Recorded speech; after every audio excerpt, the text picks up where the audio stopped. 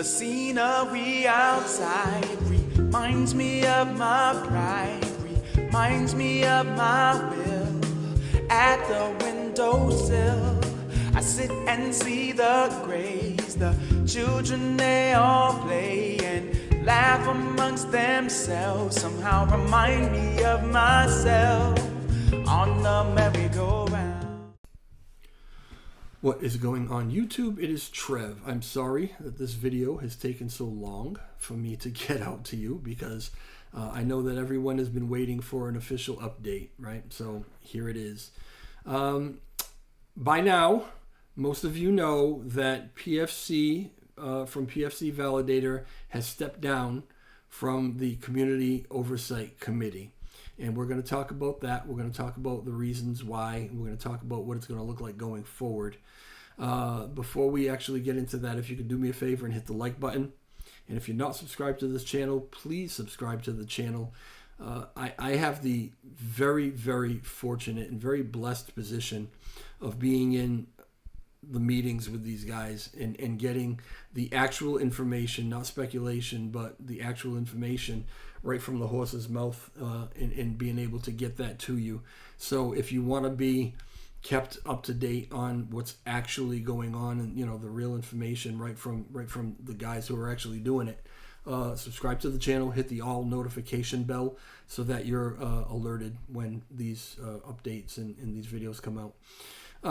All right, so I'm going to back up a little bit and kind of start at the beginning, okay? So the Oversight Committee for the L1 Task Force is myself, Strathcole, and PFC of PFC Validator.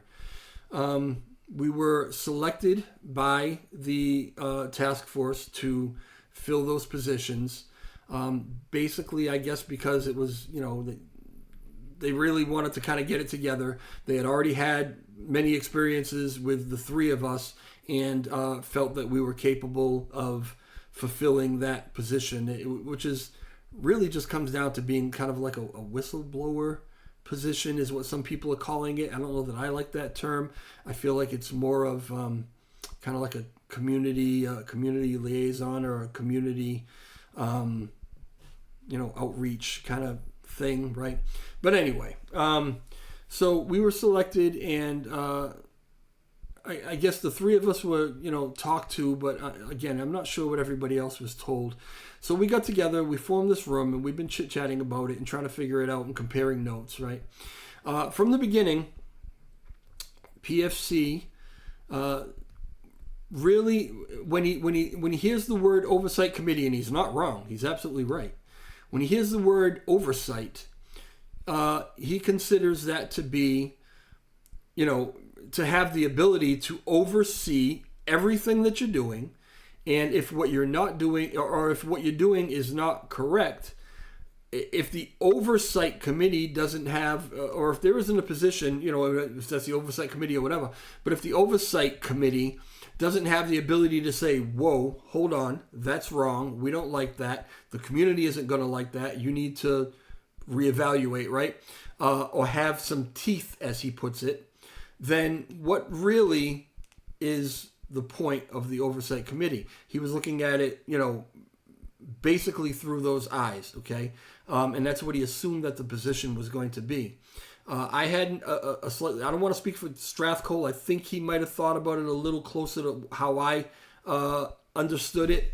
The way I understood it is that it is more, like I say, of a, a community advocacy kind of position where we are let in on as many, meetings or as much information as we can possibly be let in on, and be able to relay that to the community, get feedback from the community, and bring that feedback back to the development team, okay? So we're kind of the intermediary, basically in an effort to reduce some of the noise that hundreds of people on Twitter or thousands or whatever can be in your DMs and in everything else, right? So we were kind of put in the middle there as people who have demonstrated that we generally put community first, and that we had the ability to not be yes men and to speak our minds when we saw that something wasn't right, right? So I saw it as that. That's the way it was explained to me, and I was perfectly fine with that role that way. But we finally had a meeting today with the guys, with Zardar, with Ed, to actually spell out what the definition of this oversight committee was going to be. And PFC expressed his opinion on what it should be. And we should all thank him for doing so, right? And I'll tell you why. Even though he stepped down from the committee because the committee is not going to be that which he proposed it should be, even though he stepped down from the committee and the committee is not going to be that, that position is actually now being created, right? Because he's absolutely right.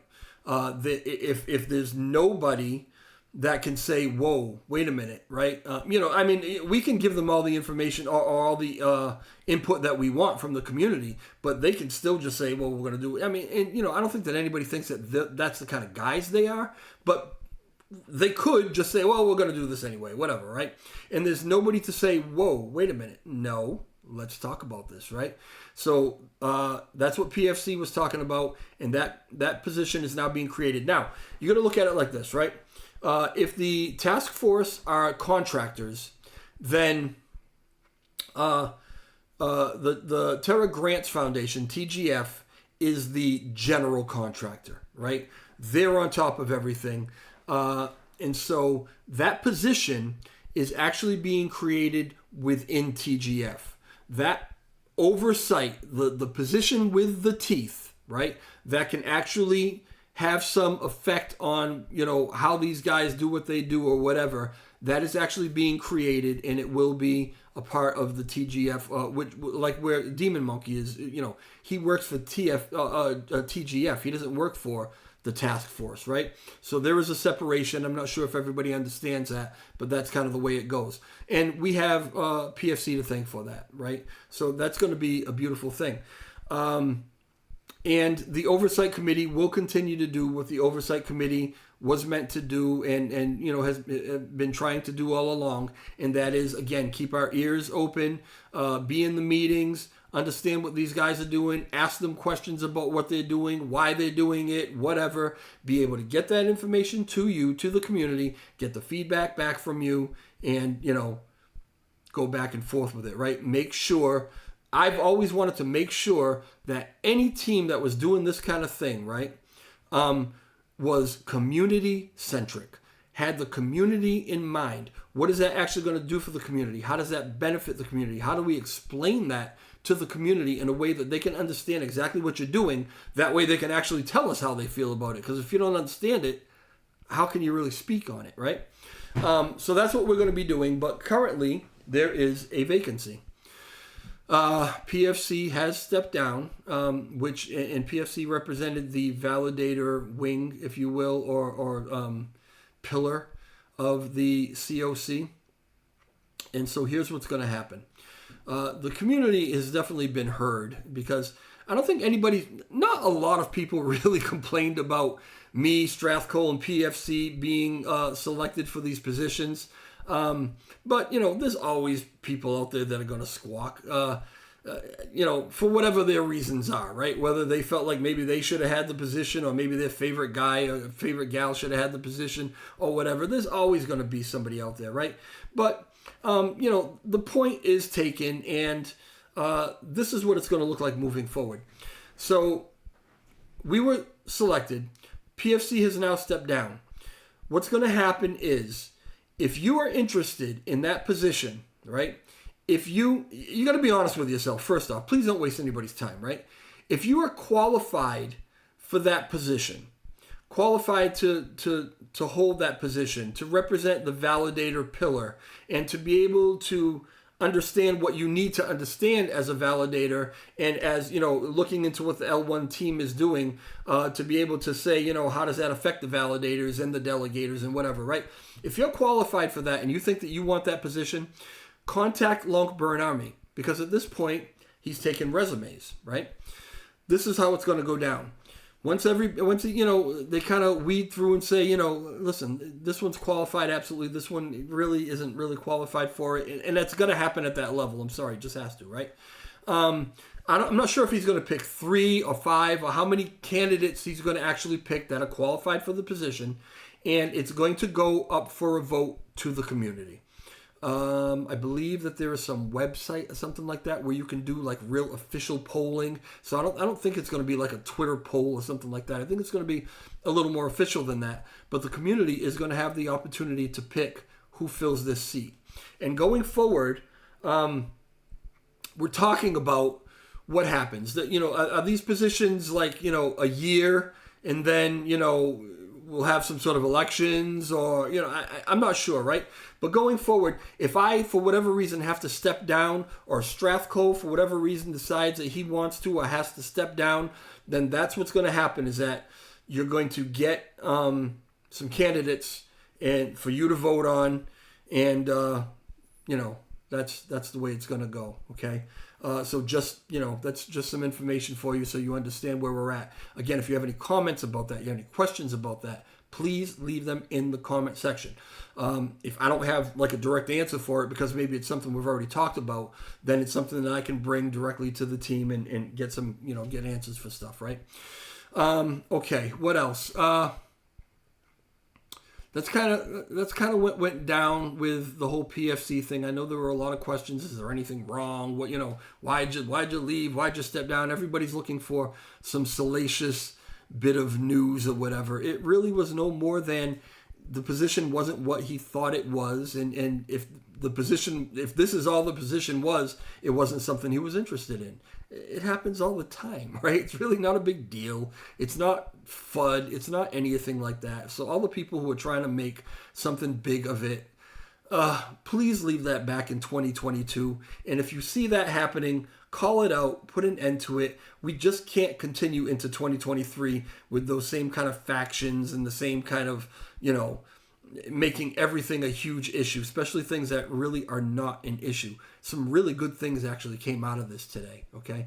All right, so going forward, once a month, and I believe toward the end of the month, the team is going to do a Twitter space, AMA, with Demon Monkey, where you can go and ask all of your questions directly, right? They'll call you up on stage and you can talk and you can ask questions, ask your follow-up questions. That's great, right?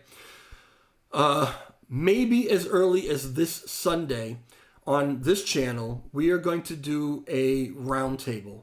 I'm not sure exactly what the format's going to be. It's probably going to be what I usually do, like a Zoom meeting kind of thing, right? Where we're all there to chat about all the things that I've just talked about in the 10, 15 minutes, whatever it is, right? But expound on all that stuff and see where everybody's head is at as far as how we move forward with the oversight committee and what things that the task force is going to be getting into over the next month, 2 months, 3 months, or whatever, right? Roundtable. So you'll be able also to jump up in the chat, ask your questions, and I'll make sure that those questions get to the team, and we can do it that way. And like I said, that could happen. I'm pushing for Sunday, and I've got confirmation from a few of the guys that Sunday's going to work for them. Sunday's just usually more convenient for everybody because people usually maybe aren't at work and everybody can kind of tune in, right? So I'm letting you know about it now. I'm also going to put it on Twitter as soon as I get confirmation on it.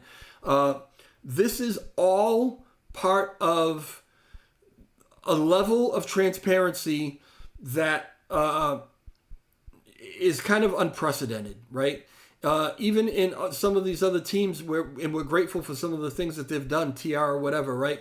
This level of transparency is unprecedented, and that's what the Oversight Committee, I'll speak for myself, that's what I'm trying to make sure is going down, right? If we're in a meeting, those guys have got to know that you're in a meeting with DJ Trev, and he's going to get on YouTube and he's going to talk about it, right? So I'm not asking anybody's permission to get on and tell you what's going on or what happened or what was in the meeting. This is what we're going to do, right? So if you have questions, put the questions out there, but you're always going to get what happened from me. You're going to get my personal opinion, my perspective on it, and then we can go from there. All right, so yeah, if you're not subscribed to the channel, subscribe to the channel. I'm telling you, this is where you're going to get that information. I'm sharing information with everybody too. All the other YouTubers, everybody's reaching out. What went on today? What happened in that meeting? They all want to know, and I'm really, really, truly blessed to be in this position, and don't think I don't realize it, right? So absolutely sharing information with everyone, because I want everyone's audience, everyone's followers, everyone's subscribers. That's how we all get the information out to everybody. So the whole community, as much as we can reach, is kept up to date on what's happening. Okay. So all this, share this video. And like I said, ask your questions, whatever the deal is. All right. I'm rambling, I know. All right. I'll talk to y'all later. I'll let you know what's happening when we get a meeting, a schedule for that roundtable kind of thing, right? And I'll put it on Twitter or something. All right. Talk to y'all later.